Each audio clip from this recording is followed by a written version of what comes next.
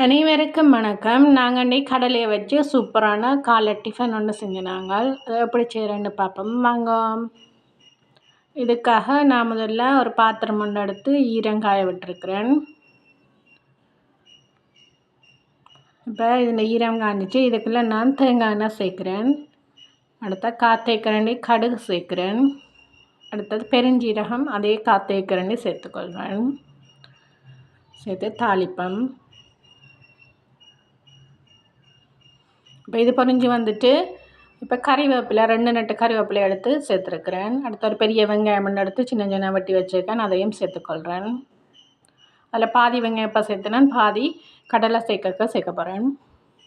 இப்போ கடிவடை கொஞ்சம் சுவையாக இருக்கும்.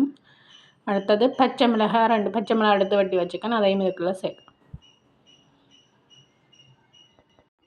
இப்போ வெங்காயம் கொஞ்சம் வதங்கட்டும்.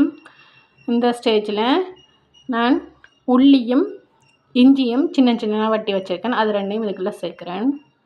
கடலில் வந்து வாயு உள்ள சாப்பாடுனுடைய இஞ்சியும் உள்ளியும் சேர்த்துக்கொள்கிறேன். அடுத்ததான் தக்காளி பழம், பெரிய தக்காளி பழம் ஒன்று எடுத்து சின்ன சின்ன துண்டுகளை வட்டி வச்சுருந்தேன், அதையும் இதுக்குள்ளே சேர்க்க.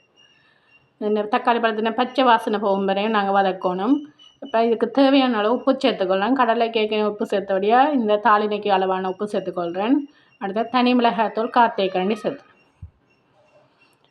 சேர்த்து எல்லாத்தையும் நன்கு வதக்குவோம். இப்போ அவிச்ச கடலைகளை இதுக்குள்ளே சேர்க்குறேன். அடுத்ததாக இப்போ வெங்காயமும் தேங்காய் சட்டும் வச்சுருந்தேன், அதையும் இதுக்குள்ளே சேர்க்குறேன். அது கடிவடை ரொம்ப சுவையாக இருக்கும் என்பதற்காக அதையும் இதுக்குள்ளே சேர்த்து எல்லாம் ஒன்றா சேரும் வரையும் தாளிப்போம். தாளித்தோம்னா சுவையான சுண்டல் எங்களுக்கு தயாராகிடும். நீங்களும் வீட்டில் ட்ரை பண்ணி பாருங்க. ட்ரை பண்ணிவிட்டு எப்படி வந்தேன்னு கமெண்ட் பண்ணுங்க. சிறுவர்கள் முதல் பெரியவர்கள் வரை ஈவினிங் ஸ்நாக்ஸாக கூட செய்யலாம். நான் இது காலை டிஃபனாக தான் செய்வேன். தேங்க்யூ. தேங்க்ஸ் ஃபார் வாட்சிங். Like and subscribe please.